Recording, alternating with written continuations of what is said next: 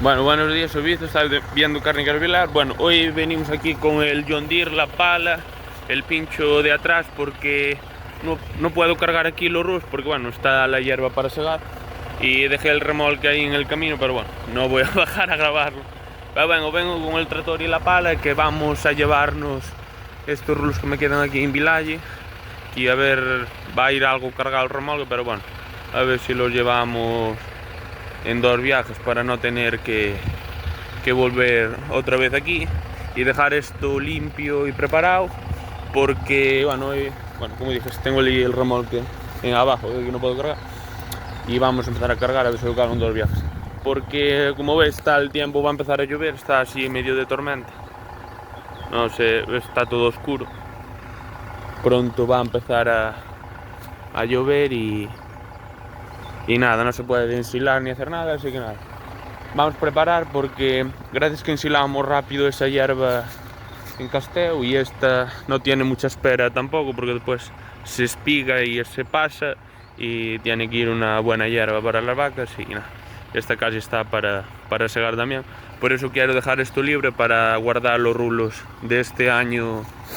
de primera corta de 2025 aquí, que estos son los de segunda corta del año pasado. Y nada,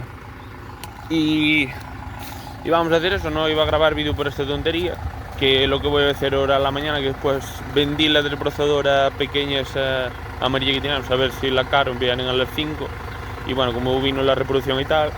me lié algo, así que nada, a ver si llevamos ahora a la mañana estos 2 viajes, y pues por la tarde cargamos la desbrozadora y eso, que se la lleva.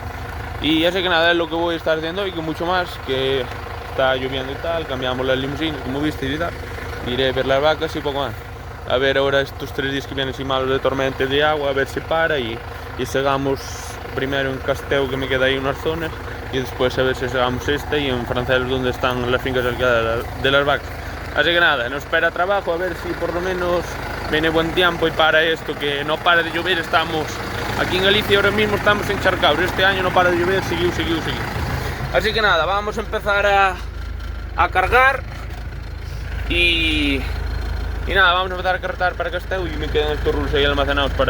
en Casteu para cuando me hagan falta. Y aquí ya queda libre para tal. Aprovechamos hoy que está un día así malo y no se puede hacer mucho más.